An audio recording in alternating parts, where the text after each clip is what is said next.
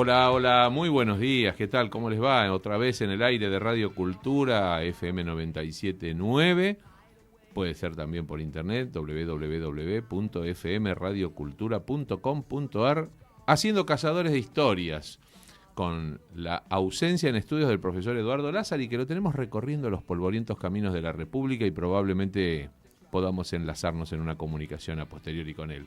Estamos en estos días conmemorando los 40 años ininterrumpidos de la democracia en la Argentina, recuperada el 10 de diciembre de 1983, con la asunción del doctor Raúl Alfonsín a la presidencia, y acabamos también de asistir al recambio periódico del gobierno, encabezado por el nuevo presidente de la República, Javier Milei, que ha dado mucho para hablar, para analizar, para pensar.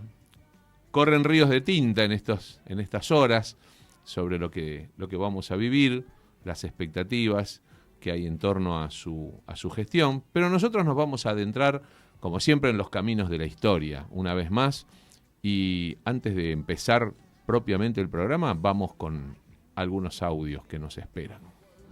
Rumor de aplausos y vítores anuncian el arribo del presidente electo. Arturo Frondizi asume la presidencia el 1 de mayo de 1958. Juro por Dios nuestro Señor y por estos santos evangelios desempeñar con lealtad y patriotismo el cargo de presidente de la Nación y observar y hacer observar fielmente la Constitución de la Nación Argentina. Frente a nosotros, a partir de este momento, rápidamente comienza a cumplir su pacto. Perón, en tanto, observa cada paso de gobierno desde Santo Domingo. El Salón Blanco culmina las solemnes ceremonias de un día de excepción. El presidente saliente impone al doctor Arturo Frondizi los atributos simbólicos del mando supremo. En sus primeros días, el presidente envía al Congreso un proyecto de ley de amnistía para los presos políticos peronistas y el proyecto de asociaciones profesionales que les devuelve gran parte de su poder a los gremios. Anula además el decreto que prohíbe el uso de símbolos peronistas. El general Aramburu expresa su confianza. Antes de las elecciones, el presidente de facto, Pedro Eugenio Aramburu, decía: sepa cada votante decidir el camino con entera libertad, ahorrando horas inciertas en la convicción de que su voluntad será respetada.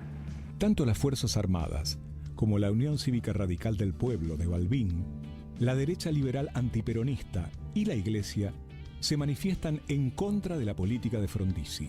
Lo acusan de populista. Y si bien no realizan la pregunta en voz alta, se puede escuchar como un rumor que va creciendo. que así no lo hiciere, Dios y la nación me lo demandan. ¿En dónde quedaron las bases, los objetivos primordiales de la revolución libertadora que derrocó al tirano prófugo? En poco tiempo, los guiños políticos van a cambiar. Es difícil gobernar, hasta para un hombre inteligente.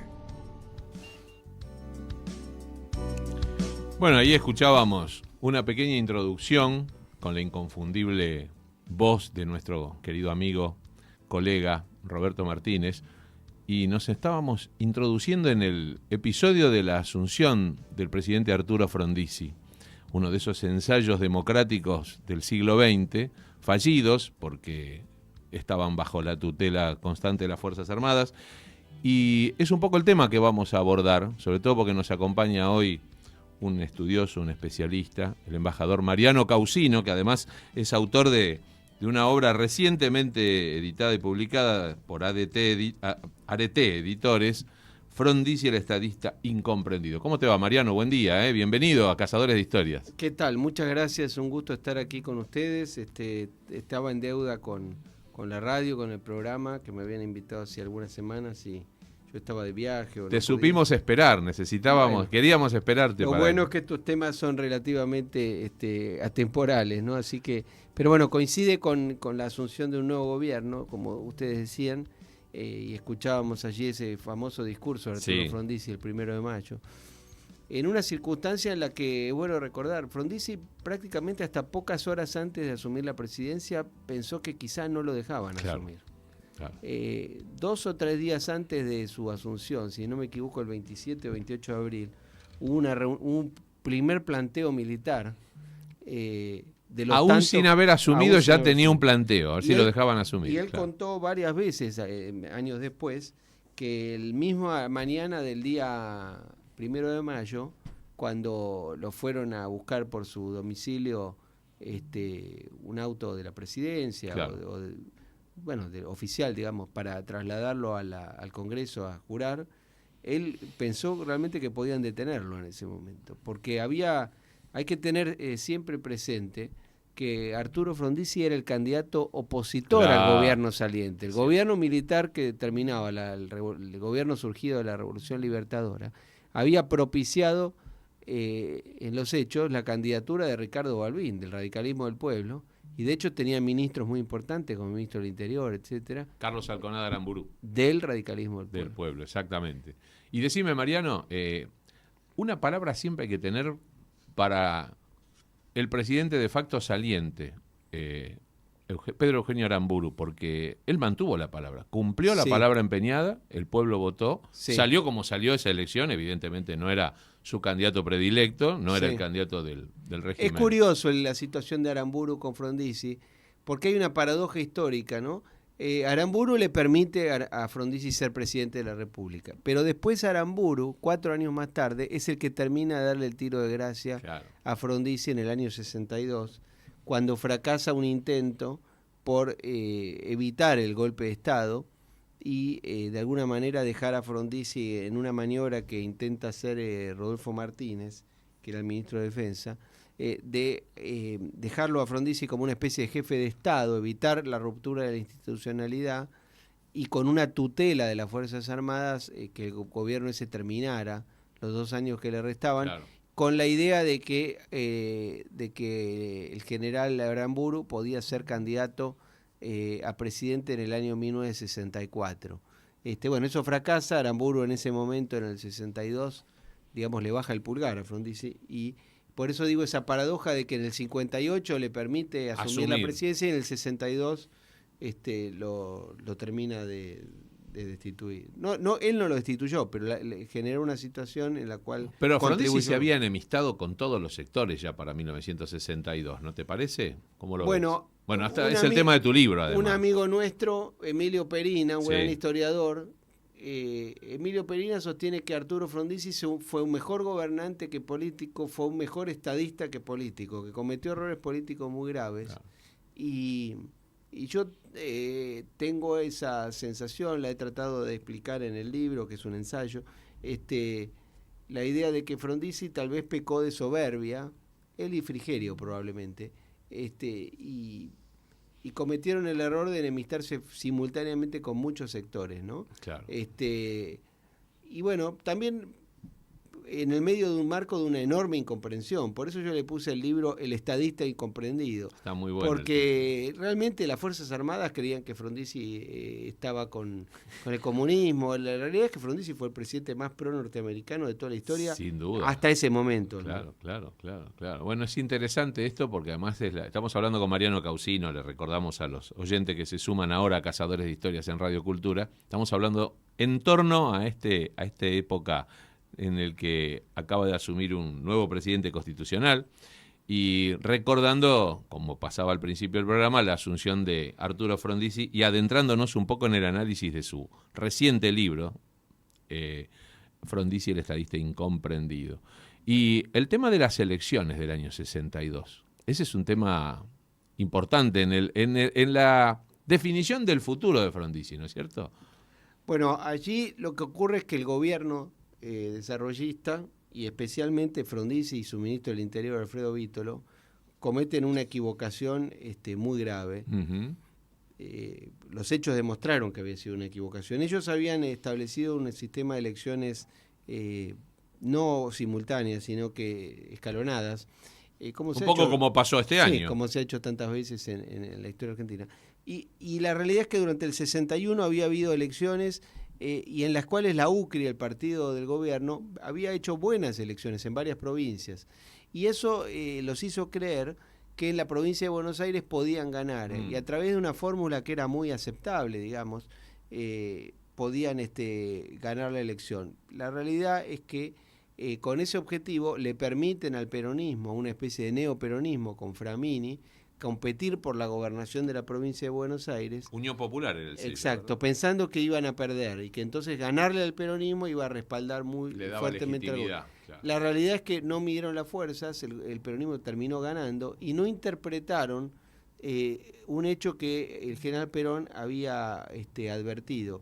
Perón se había inscripto como candidato a vicegobernador de Framini. La fórmula era Framini-Perón, la original. Exacto, ¿no la es original. cierto? Después termina siendo Framini-Anglada porque no... Una mojada de oreja de Perón. Pero Perón, en realidad, al presentarse como vicegobernador, con una candidatura absurda, obviamente... Y testimonial, porque estaba fuera del país. Pero ¿cuál era el objetivo de Perón? Todo hace suponer que el general Perón lo que quiso es que fuera proscripta la fórmula completa. Y con ese objeto... guardarse el triunfo de que el peronismo estaba proscripto y por eso no podía ganar, pero que el gobierno tuviera un triunfo, aunque sea deslegitimado, pero que lograra ganar la elección. Porque Perón, todo hace suponer que Perón sabía que si no se iba a producir un golpe de Estado, como finalmente se produjo. Recordemos la elección esta que estamos hablando, es el 18 de marzo, la caída de Frondizi 10 días más tarde, 11 días más tarde. Y entonces ahí los hechos posteriores permiten suponer que Perón no quiso evitar la caída de Frondizi. ¿Por qué? Porque Perón probablemente no lo quería Frondizi, tenían una mala relación. Bueno, Frondizi había sido presidente de la bancada radical, sí. y tal vez el opositor más inteligente que tuvo Perón en los años 50, desde el Congreso, ¿no?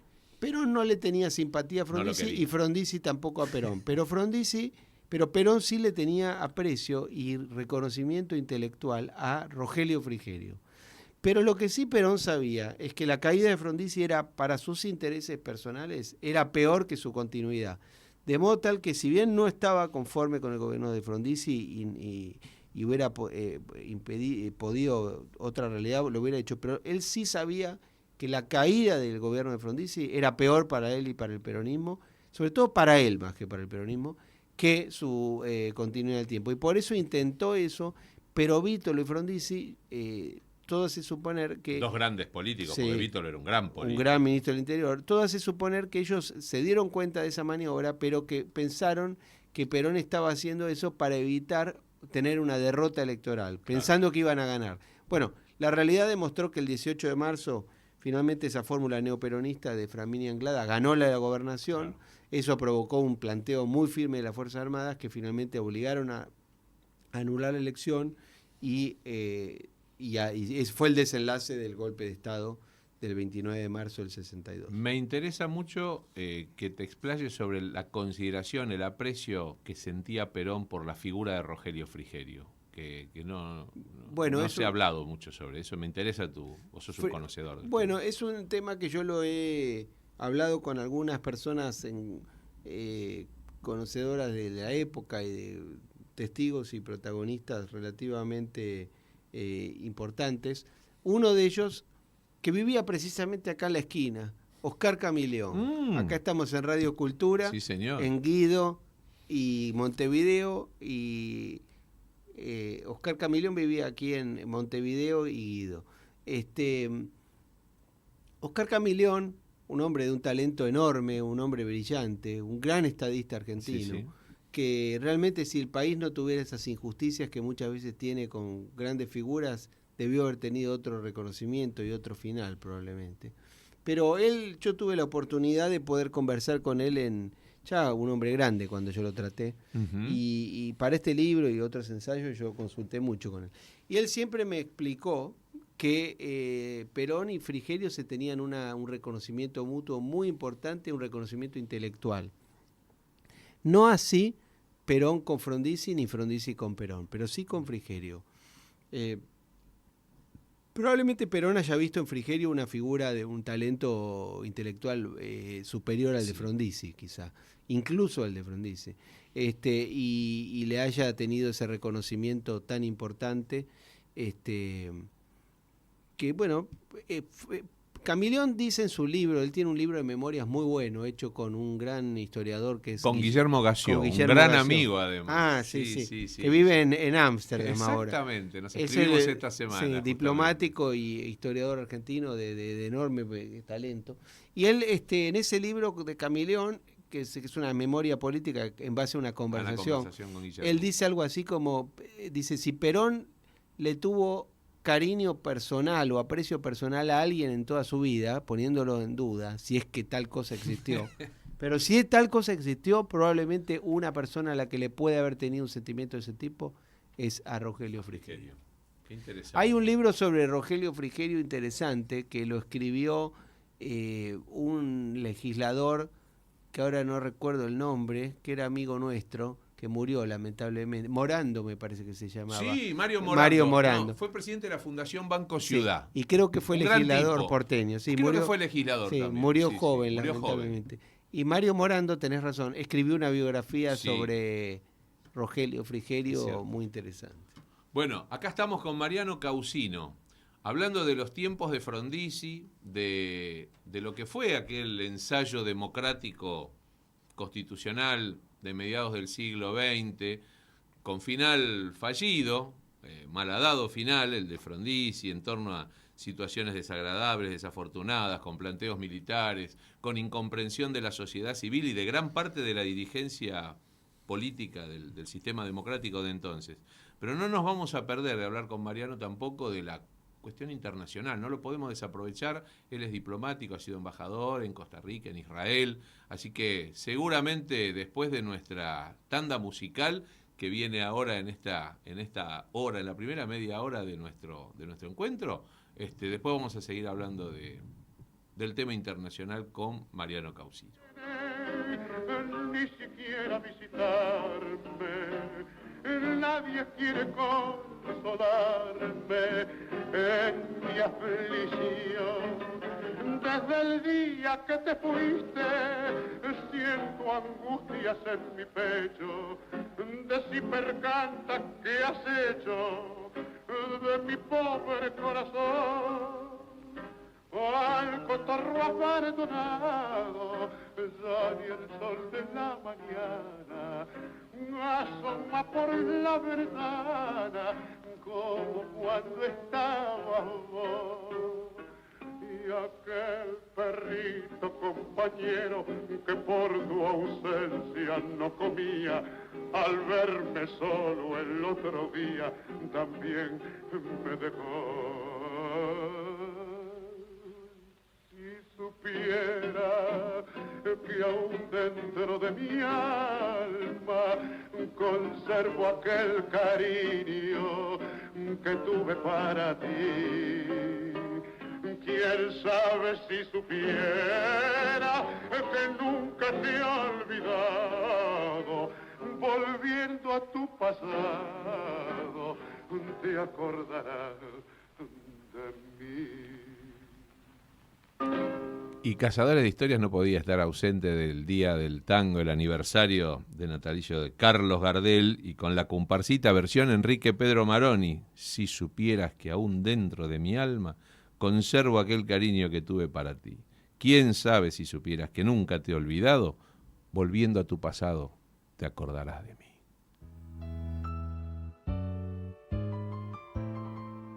Entonces, sentado con Perón hacia al lado, le dije en tono apocalíptico: vea, general, no va a pasar nada, pero si pasa algo morimos juntos ella y yo. Entonces la historia argentina recogerá: Perón y Frondizi murieron por la grandeza de la patria. Entonces Kennedy me dijo: presidente, esta gente aplaude, esta gente a mí no me quiere, esta gente a mí me odia, esta gente me quiere ver muerto, esta gente a mí me va a hacer matar, me dijo, y lo mataron después. Y Aramburu me preguntó a mí, doctor Frondizi, ¿cuál va a ser la posición del radicalismo frente a este gobierno? Yo le dije, vea general, en lo que hagan bien apoyo, en lo que hagan mal garrotazo. Entonces Balbín le dijo, por primera vez discrepo con mi amigo Frondizi. Ustedes han derrocado una dictadura en la Argentina, en lo que hagan bien apoyo, en lo que hagan mal apoyo también. Yo ese día me di cuenta que él tomaba un camino y lo tomaba otro, ¿ves? Era la palabra precisamente de Arturo Frondizi, ya en los últimos años. Hace unas definiciones sobre el general Perón, contando, decíamos, con Mariano Causino, que está acá sentado a la mesa en Cazadores de Historias, con el retorno de Perón ya definitivamente, después unas precisiones en torno a sus charlas y conversaciones con el presidente John Fitzgerald Kennedy, y al final una memoria de quien fue su compañero político muchos años y terminaron enemistados. Se reconciliaron con la multipartidaria recién con Balbino, ni siquiera fue una reconciliación, fue una recuperación de diálogo. Entiendo que sí, no conozco en profundidad esa relación ya en los años...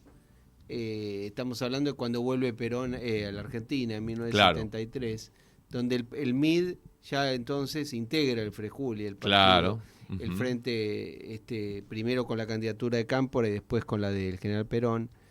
Pero ya allí el líder del radicalismo obviamente era Ricardo Balbín, del radicalismo del pueblo. La figura de Frondizi estaba muy deteriorada en la opinión pública. Eso es algo que pasa después de su derrocamiento, ¿no? Claro. Creo que hablas de eso en el libro. Bueno, porque lo que pasa es que Frondizi cuando sale del gobierno, cuando es derrocado, se va en medio de un gran desprestigio. Sí. Frondizi no era apoyado por nadie, no tenía nadie que lo sostuviera prácticamente. Y lo que es curioso... Le pasó a casi todos los presidentes. Sí, pero ¿no? Con la diferencia que Frondizi había hecho una gran presidencia. Claro. ¿No? Aún con muy poco poder había hecho transformaciones enormes, una modernización del país. Ahora, realmente había generado un nivel de rechazo importante de distintos sectores.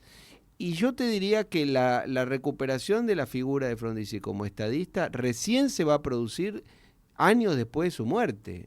Frondizi muere en el año 95. Así es. Y hoy, si usted le pregunta a cualquier político argentino, cualquier historiador argentino, o cualquier, aunque sea un periodista que conozca estos temas, ¿quién es un estadista en el siglo XX? Le van a decir Arturo Frondizi. Sí. En el siglo XIX le van a decir Carlos Pellegrini. Bueno, pues hay otros, pero digo, ese se ha convertido como en un ejemplo de estadista. Pero en 1962, 63, 66, hasta en 1970, 80, estaba muy mal visto Frondizi. Sí. Y además él después tuvo un deterioro... cognitivo importante, ¿no? Sí, tuvo problemas de salud. Sus últimos años no fueron los más lúcidos. Ahora, la relación de Frondizi con Balbín, no sé hasta qué punto se recuperó o no, pero ya Balbín en 1973, Balbín era claramente una figura política mucho más importante que Frondizi.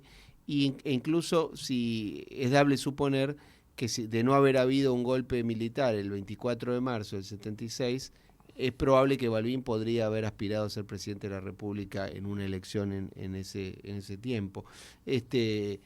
O si caía el peronismo, pero había una elección rápida. Pero bueno, esa historia... Era visto como alternativa, claro, Balbín. Es una historia contrafáctica. Ahora, Ricardo Balbín es un caso curioso, ¿no? Porque un hombre que fue 4 veces candidato a la presidencia de la República...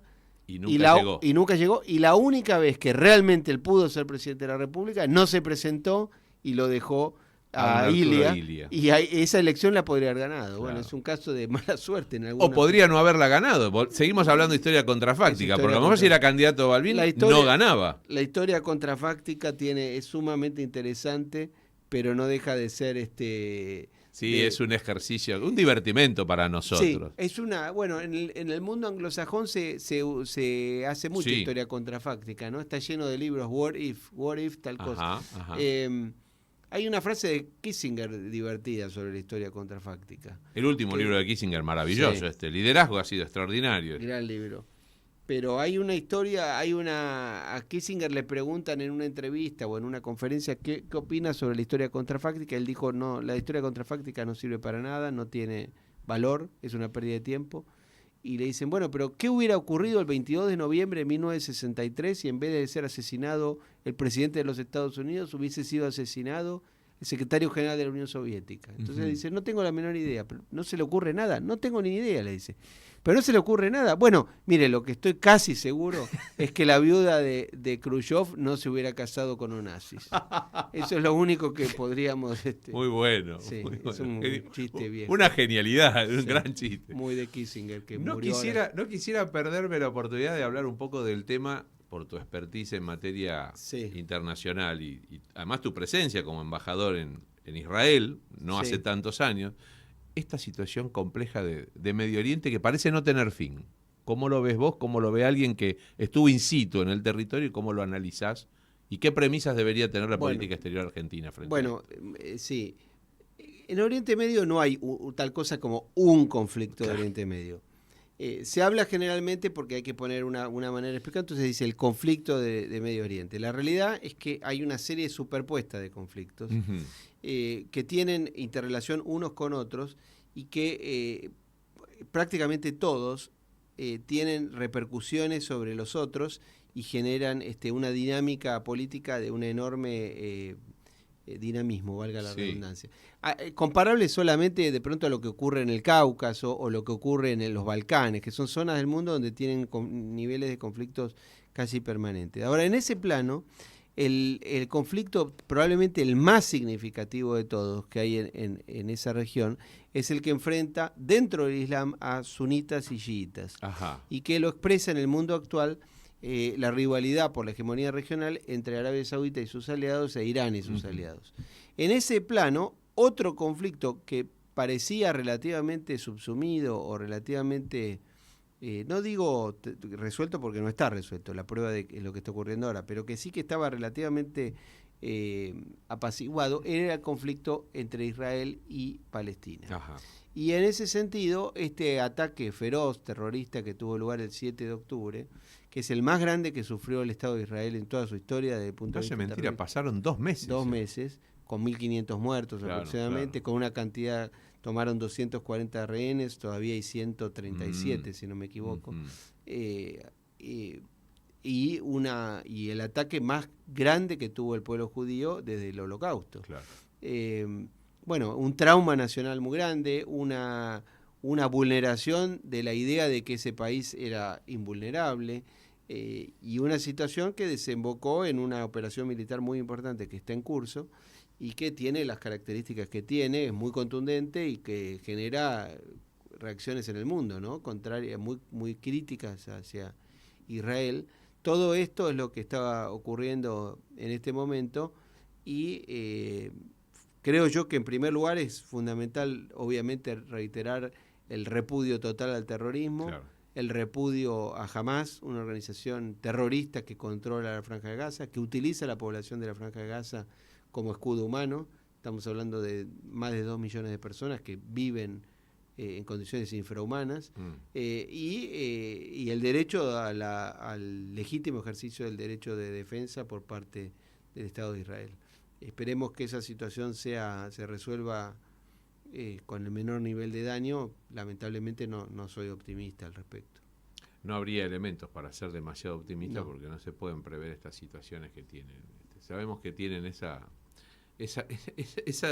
derrotero que siempre tiene un costo en vidas altísimo. Ahora, lo que yo le puedo asegurar, por mi experiencia, por el conocimiento que yo he tenido de tener oportunidad de vivir allí. Tuviste hasta el 2019 allí, ¿no es cierto? Yo fui embajador solamente 2 años en Israel, pero es una experiencia enormemente valiosa, entiendo. Y yo lo que le puedo decir es que el pueblo judío, que atravesó el mayor drama que atravesó un pueblo en la historia de la humanidad, o al menos en la historia reciente de la humanidad, no va a volver a atravesar una situación así. Si el pueblo judío interpreta que está en riesgo el Estado de Israel, ellos se van a defender, y es el único país que tiene un factor de disuasión nuclear, y su verdadero enemigo en última instancia es el régimen de Irán. Claro. Que es un régimen que desde hace 44 años gobierna ese país,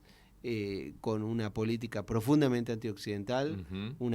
una política que promueve la destrucción de Israel, que niega el holocausto, que busca tener armas nucleares y que utiliza el terrorismo a gran escala, como hemos sido víctimas nosotros, demostrando Claro. que ningún lugar del mundo, por muy alejado que esté, está exento de los peligros que este mundo lamentablemente tiene. En torno a los 40 años de democracia que estamos todavía conmemorando, y este recambio de presidencia constitucional y esta situación disruptiva, por lo menos a lo que veníamos acostumbrados en los últimos años y en los últimos tiempos, formaciones políticas tradicionales, ¿qué opinión y qué reflexión tenés ganas de compartir con nosotros en torno a lo que dejamos en estos 40 años y a lo que viene por los próximos 40, o por lo menos por los próximos 4, que es el 10% de los próximos 40? Bueno, obviamente, por el lado positivo, son 40 años de continuidad institucional que en la historia argentina, hasta después del año 30, no se había producido un Claro. periodo tan largo, Ujú. y en ese sentido es muy positivo, y creo que la sociedad argentina lo ha internalizado.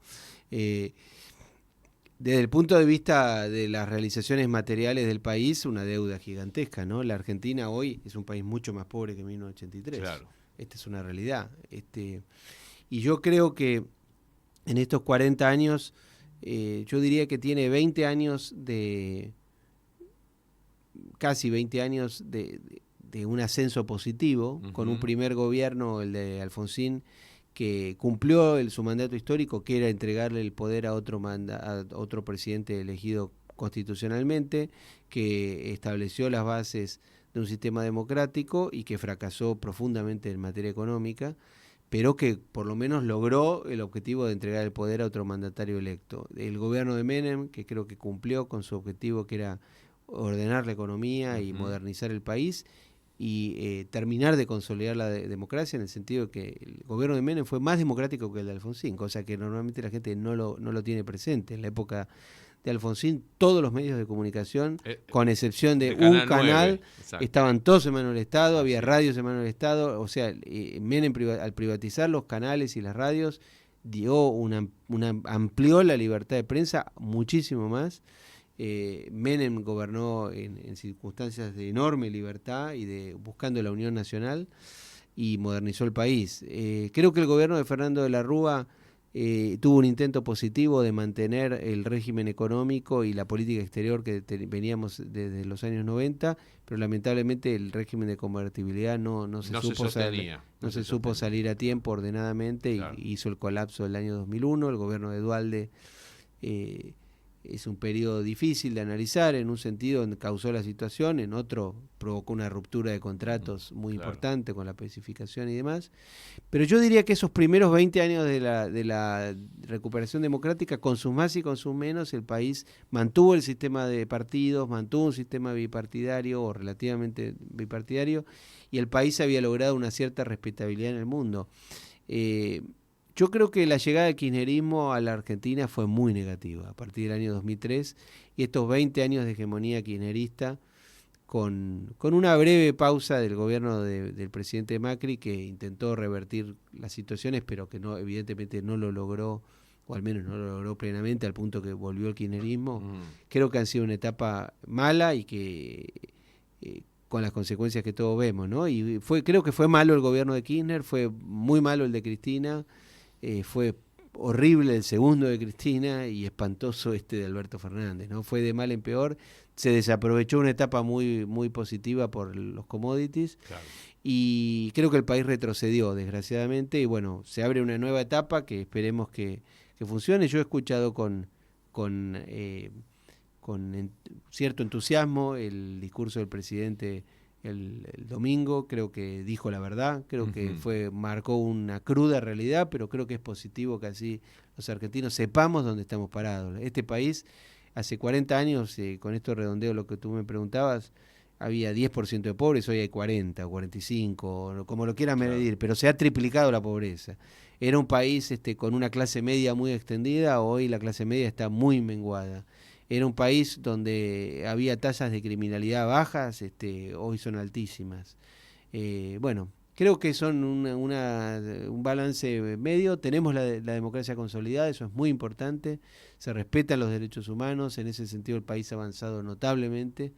Y creo que, bueno, estamos, diría, mitad del vaso lleno, mitad del vaso vacío. De estos últimos años más recientes, yo te anotaría un punto a favor porque este año se habló muchas veces, los que venimos del campo del derecho constitucional, de la historia, a veces es que no van a entregar el poder, va a haber fraude, se va a falsear la verdad electoral. Los últimos 4 gobiernos constitucionales perdieron la elección y le entregaron pacíficamente el mando al que fue elegido por la sociedad, en forma incuestionable. En el caso de Macri, cuando le entregó el gobierno a Cristina primero, a Macri en el 15, que no entregó los atributos y se fue unas horas antes.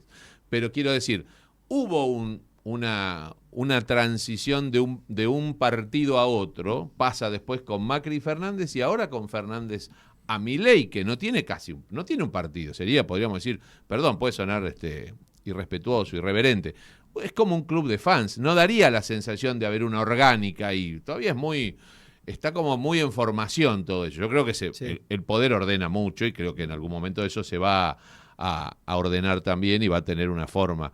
Pero me parece que eso también estaría en el haber de esta democracia recuperada. Por supuesto, en ese sentido, por eso yo rescato, hay cosas de Alfonsín que fueron errores muy grandes en materia económica, pero en materia institucional yo rescato que él cumplió la tarea que era el mandato histórico, que era terminar el mandato, si bien no lo terminó plenamente, pero sí llegó a que hubiera una elección y entregar el poder a una fórmula electa de otro partido. Había un gobierno electo. Había un gobierno electo. Y de alguna manera, históricamente, él cumplió su mandato. Menem le entregó el poder a otro presidente electo constitucionalmente de otro partido.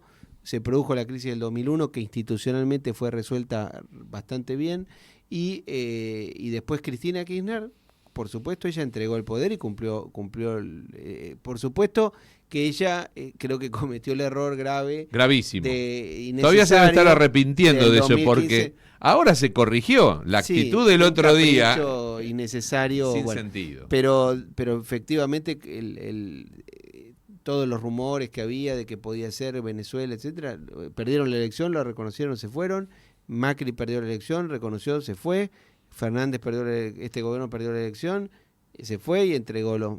O sea, aquí hay que reconocer, la democracia funciona. Es muy imperfecta, hay una crisis de representatividad. Sin duda. Como hay en todo Occidente, ¿no? Sí. Digamos la verdad, no solo aquí. Acá lo que hay es un problema de deterioro económico grave, muy grave, que es el único país... la Argentina es un país raro, porque creo que es el único, puede haber algún otro, no sabría cuál. Creo que es el único país que se asomó al desarrollo y se subdesarrolló violentamente. Y retrocedió, en lugar de avanzar, retrocedió. La Argentina no llegó nunca a ser un país desarrollado, pero estuvo al borde de serlo. Claro.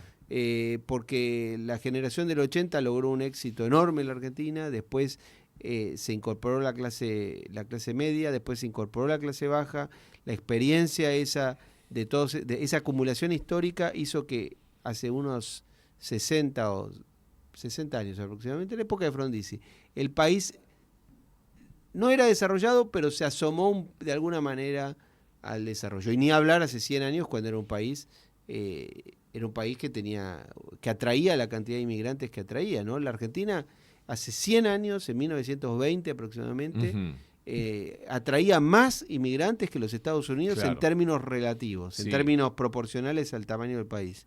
La Argentina era un país enormemente exitoso. Hoy uno no lo puede imaginar. Y ahí, ¿no?, te hago la pregunta envenenada, pero en confianza. ¿Cuándo se jorobó la Argentina? Claro, porque quien oyó el discurso del presidente el otro día dice, hace 100 años era... Y desde entonces fue todo decadencia. Sí. ¿Fue todo decadencia o no? Bueno, yo creo que la pregunta sobre la decadencia argentina es muy difícil de explicar porque... No es lineal, ¿no es cierto? No es lineal y hay hitos que permiten detectar situaciones en las que se producen escalones para abajo muy notables, pero hay muchos. Por ejemplo, si tomáramos, yo diría que el 30, indudablemente la interrupción constitucional es una golpe, solución de continuidad. Es un golpe importante para la continuidad institucional argentina. Ahora, curiosamente, desde el punto de vista económico, el gobierno que surgió después de esa revolución, el gobierno de Justo, La realidad es que levantó el país y la Argentina reaccionó, salió de la crisis económica más rápido que el resto. Más rápido que Estados Unidos. Curiosamente. Ahora, después, por supuesto, los antiperonistas dicen que el país se jorobó el 4 de junio del 43, ¿no? Por ejemplo, nuestro amigo Juan José Sebrelli dice que el país se jodió el 4 de junio a las 10 de la mañana. Y lo ha dicho en esta mesa, claro. además, Juan Y José. yo le tengo un enorme aprecio, pero no comparto ese criterio. No, claro. Ahora, los peronistas, ¿qué dicen? Los peronistas dicen que el país se jodió el 16 de septiembre del 55. Y la izquierda dice que fue el 24 de marzo, y bueno, así podemos seguir. Yo creo que hay situaciones complicadas, hay puntos en los que sí hay errores graves que comete el país. Un punto muy grave que comete el país, que nadie lo recuerda, es en enero de 1942, cuando después de Pearl Harbor, los Estados Unidos piden a todos los países de las Américas la solidaridad hemisférica contra un país que fue atacado por una fuerza extracontinental que era el Imperio del Japón. La realidad es que la Argentina fue el único país que se opuso a eso. Jugó mal ahí la Argentina. Y bueno, se equivocó. Y el gobierno de Brasil, que tenía un gobierno que supuestamente era fascista, que supuestamente era anti-norteamericano, rápidamente... Se alineó rápidamente. Y bueno. Se desaprovechó una oportunidad. ¿Y qué pasó? Después termina yendo Roosevelt al norte de Brasil, se encuentra con Getúlio Vargas. Getúlio Vargas le ofrece y participa a Brasil en la guerra, en el esfuerzo de guerra. Pero a cambio de eso, ¿qué pidió Getúlio Vargas? Inversiones en materia de infraestructura, de siderurgia, y ahí hacen Volta Redonda en tiempo récord, que era una demanda. Bueno, el interés nacional brasileño estaba ahí. Claro. O sea, y ahí Brasil entendió cómo era la cosa, y el argentino no. Y eso ocurrió, hay que decirlo, antes del peronismo, porque normalmente acá se le echa la culpa de todo al peronismo, que el peronismo tiene enormes responsabilidades. Ahí no se puede decir, pero, bueno, no había ni preperonismo ahí. Perón en esa época era un coronel...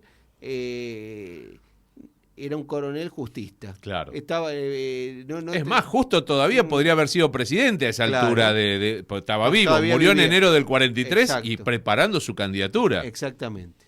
Pero qué interesante esto, porque está buenísimo esto de hablar en torno a la historia, no por contrafáctica, pero sí pensar para poner como a rebobinar la película y volver a ver en cámara lenta esos momentos históricos. Ahí ocurrió una desgracia, una mala suerte de esas que a veces ocurren en la historia, porque la realidad es que cuando se produjo la sucesión presidencial del año 38, en la elección del 37, el general Justo baja de la presidencia y tú sabes... lo colocan en la fórmula presidencial a Ortiz y a... Que era su ministro de Hacienda. Exacto. Pero un gobierno exitoso en la economía, muy exitoso. Ahora, quien debió, o podría haber sido, mejor dicho, vicepresidente de esa fórmula, era Miguel Ángel Cárcano. Así es. Y por un problema personal y familiar, etcétera, que no viene al caso, la realidad es que Cárcano no fue el vicepresidente. Claro. El vice terminó siendo Ramón... Castillo. Un exponente de otra Argentina. Con otra visión, muy conservador. Y cuando le toca ser presidente, porque Ortiz desgraciadamente muere, primero se enferma, delega el mando y después muere, Castillo comete la equivocación, él y su canciller, Enrique Ruiz Guineazú, cometen el error de aferrarse a esa neutralidad extrema, porque era en realidad una demanda británica. Claro. Y la Argentina... Statu quo total. La Argentina pagó un costo muy alto por eso. Claro. Se desaprovechó ese contexto internacional que era otro, era novedoso, no era igual que el de la Primera Guerra Mundial. Yo creo que la Argentina tiene algunos errores. Esto es un tema que lo tengo en mi cabeza, unos bosquejos y algún día... O sea que en algún día era otro libro, además del de Frondizi. Son los grandes errores de la política. Grandes errores, hoy se dirían estratégicos. En aquel momento no se hablaba tanto de la palabra estratégica, pero básicamente la idea de que uno toma una decisión de política exterior que tiene una consecuencia en el tiempo, ¿no? Entonces por eso se podría decir estratégico de largo plazo. Pero uno es ese, el 42, otro es Malvinas, lamentablemente. Terrible. Donde el país en un contexto que nosotros teníamos una posición favorable en el mundo con respecto a Malvinas. Favorable, que el país venía avanzando. Y la guerra es un error catastrófico que perjudica notablemente el... Retrocedimos indudablemente. Exactamente.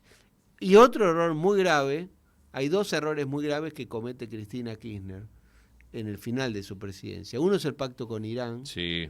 y el otro es otorgar la base china, porque en el sur de la Argentina, porque eso perjudica aún más el reclamo argentino por el ejercicio pleno de la soberanía sobre las Islas Malvinas. Hay otros errores, pero es un tema que tengo. En realidad uno podría hacer un libro aciertos y errores, porque también hay aciertos. También hay no aciertos. todo está mal. Digamos, ¿cuáles? ¿Algunos de los aciertos? No, hubo aciertos. Yo creo que el Mercosur es un acierto. Yo creo que es un acierto a la integración, no lo que ha derivado el Mercosur, claro. no que hoy parece una cárcel proteccionista, pero la idea de la integración es correcta. No, yo creo que la política de reivindicar los derechos humanos y de hacer una Argentina democrática en el mundo del inicio de la democracia fue correcto. Creo que la política de modernización de Menem fue correcta. Yo entiendo que hubo intentos de tener una relación razonable con los Estados Unidos por parte de Frondizi, por parte de Perón en su segundo gobierno, cuando Perón se da cuenta de que la Guerra Fría ha tomado un cariz, y en la Guerra de Corea claramente. Cuando viene Milton Eisenhower. Que es objeto de un tema que yo traté en otro libro que escribí, que se llama El Perón que no miramos, que intenté hablar de eso, ¿no? El Perón cuando toma la política realista en materia económica y en materia diplomática, que es un periodo que el peronismo niega, no quieren hablar los peronistas de eso, y los antiperonistas tampoco quieren hablar. Con lo cual queda absolutamente oculto, virgen. Por eso le puse ese título, El Perón que no miramos. ¿Te acuerdas que había un programa que se llamaba El País que no miramos?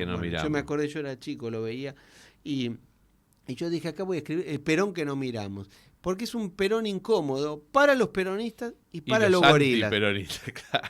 Y es curioso, ¿no? Porque yo creo que de la larga vida política de Perón, yo creo que Perón fue como estadista, no como líder político, como estadista, en función de gobernante. Yo creo que Perón nunca fue mejor gobernante del país que entre 1951, 52 y 1955.